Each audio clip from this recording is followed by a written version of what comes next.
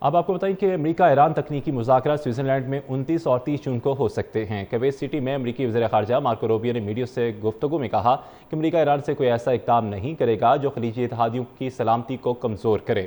خلیجی ممالک کے لیے امریکہ کی سیکیورٹی ضمانتیں حقیقی ہیں۔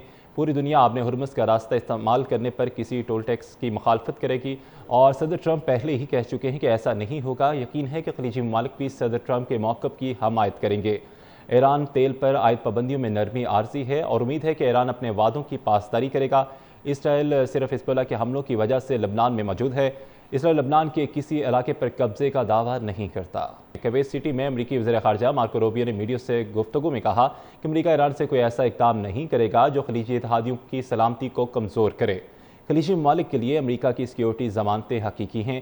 پوری دنیا آبِ ہرمز کا راستہ استعمال کرنے پر کسی ٹول ٹیکس کی مخالفت کرے گی، اور صدر ٹرمپ پہلے ہی کہہ چکے ہیں کہ ایسا نہیں ہوگا۔ یقین ہے کہ خلیجی ممالک بھی صدر ٹرمپ کے موقف کی حمایت کریں گے۔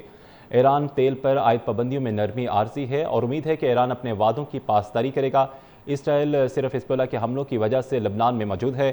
اسرائیل لبنان کے کسی علاقے پر قبضے کا دعویٰ نہیں کرتا۔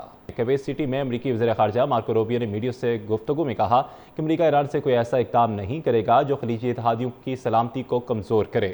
خلیجی ممالک کے لیے امریکہ کی سیکیورٹی ضمانتیں حقیقی ہیں۔ پوری دنیا آبِ ہرمز کا راستہ استعمال کرنے پر کسی ٹول ٹیکس کی مخالفت کرے گی، اور صدر ٹرمپ پہلے ہی کہہ چکے ہیں کہ ایسا نہیں ہوگا۔ یقین ہے کہ خلیجی ممالک بھی صدر ٹرمپ کے موقف کی حمایت کریں گے۔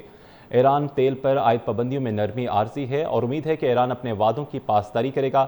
اسرائیل صرف حزب اللہ کے حملوں کی وجہ سے لبنان میں موجود ہے۔ اسرائیل لبنان کے کسی علاقے پر قبضے کا دعویٰ نہیں کرتا۔